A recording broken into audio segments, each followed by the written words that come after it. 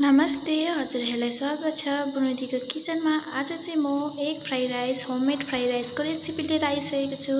आशा छ हजुरहरूले मन पराएर हेरिदिनुहुन्छ भनेर।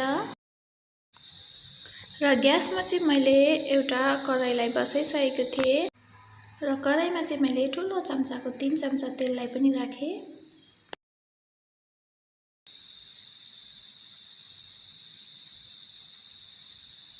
र यसलाई चाहिँ म मजाले यसरी चलाइदिन्छु।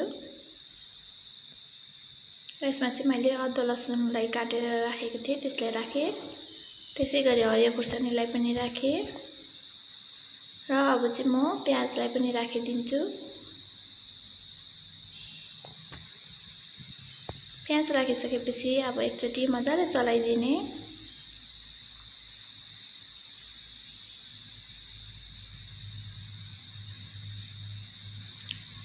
र मैले चाहिँ यहाँ थोरै चिकनलाई पनि लिएको छु, यसलाई पनि म राखेर मजाले चलाइदिन्छु।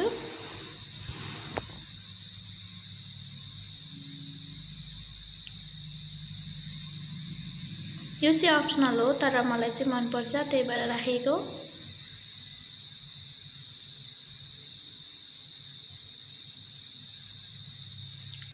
यसमा चाहिँ म मसिनो गरी काटेको पत्ता गोबीलाई पनि राख्छु र एकचोटि मजाले चलाइदिने। पत्ता गोबीलाई पनि म मजाले चलाउँदै भुट्छु। यसलाई चाहिँ मजाले पकाउनुपर्छ।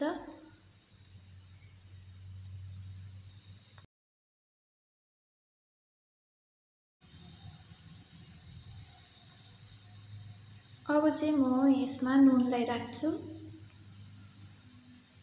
नुन राखिसकेपछि पनि म चलाइदिन्छु। र यसमा चाहिँ मैले यसरी फ्राई गरेको अन्डालाई पनि लिएँ।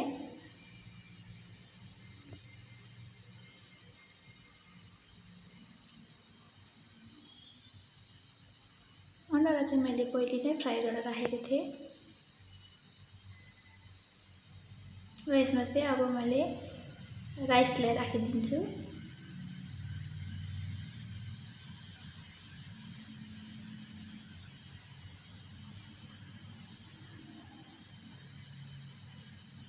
यसमा चाहिँ मैले आधा चम्चा जति चिल्ली पाउडरलाई पनि राखेँ। त्यसै गरी धनिया पाउडर पनि राखेँ र जिरा पाउडरलाई पनि राखेँ। र मैले चाहिँ 1 चम्चा जति, सानो चम्चाको 1 चम्चा जति अजिना मटर पनि राखेँ। र यसलाई मजाले चलाइदिने।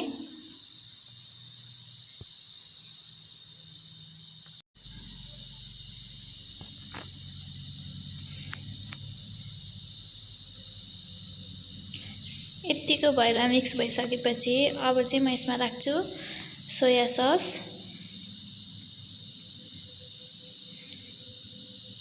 त्यसै गरी भिनेगर,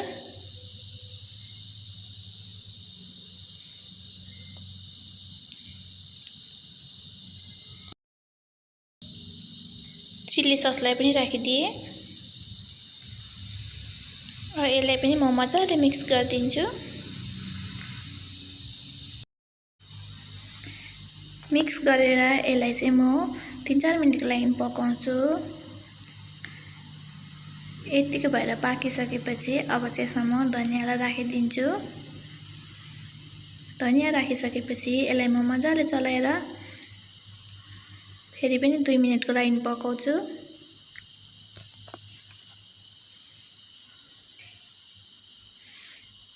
हाम्रो फ्राई राइस चाहिँ रेडी भइसकेको छ। यसलाई चाहिँ म एउटा प्लेटमा सर्भ गर्छु। हजुरहरूले यसरी नै बनाएर ट्राई गर्नुहोला। एकदमै मिठो हुन्छ र बनाउनु पनि सजिलो। कम सामानमै बनिन्छ। र हजुरहरूलाई मेरो रेसिपी कस्तो लाग्यो, मन परेमा लाइक, शेयर, सब्स्क्राइब गर्नु चाहिँ नबिर्सिनु होला।